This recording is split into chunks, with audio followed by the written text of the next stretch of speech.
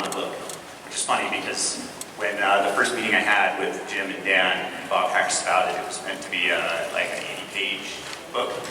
And Dan was like, let's make it 250 pages, based on the fact that I had talked to Warren Ellis and Brian Hitch about doing an original story, and Dustin and Jeff and Jim and everybody. And so it's blown up into this much larger sort of event book, which is really exciting because for me it was like a kid in a candy store because you get the opportunity for these guys to work on the characters that I love, and I think that I hope that they loved as well. I don't know if you guys like the pin-ups and stories that I assigned you, but it was a really great opportunity to sort of get the band back together and have a lot of cool stories and stuff. And one of the questions I actually wanted to ask Jeff, since you're here now, how was it like visiting Jet 13? Because Jeff penciled and wrote a 3-page story for it, and it's brilliant. It really is. I know, it's great.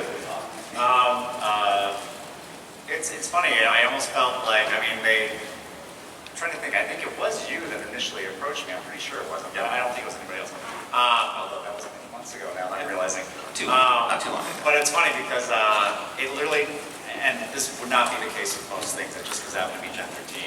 I feel like the story kind of wrote itself in my head in about like 10 minutes. And that's because I think there's always been a running app in the back of my head that always thinks of like Gen 13 going on in a weird way in the back of my head, even though I'm clearly doing other things and stuff like that.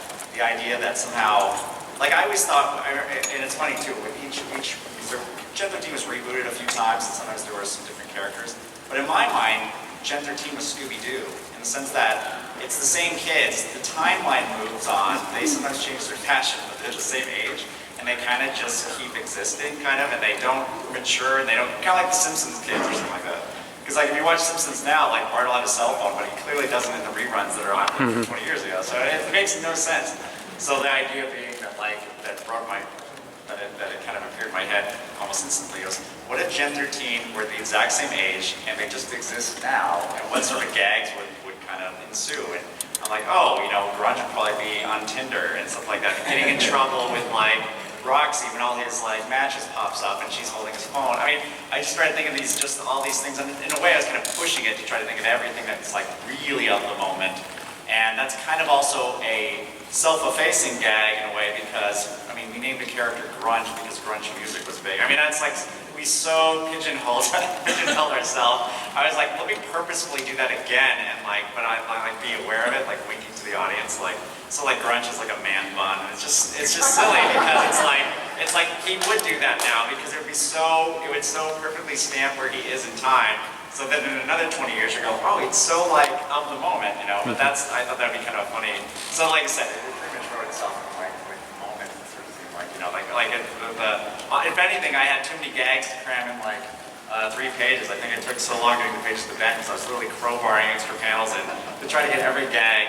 And Scott Williams was flattered me enough to agree to ink it because I kind of wanted to kind of really give it a classic Wildstorm look, I kind of think. And that's not to say that we both haven't moved on with our styles.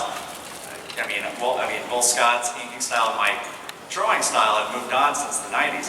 But I kind of felt the collaboration of working with an inker would really give it that sort of gelled comic book look that perhaps I might have strayed away from in recent years where I inked myself. So I was very flattered that Scott did an amazing job, and I couldn't have been happier with the results.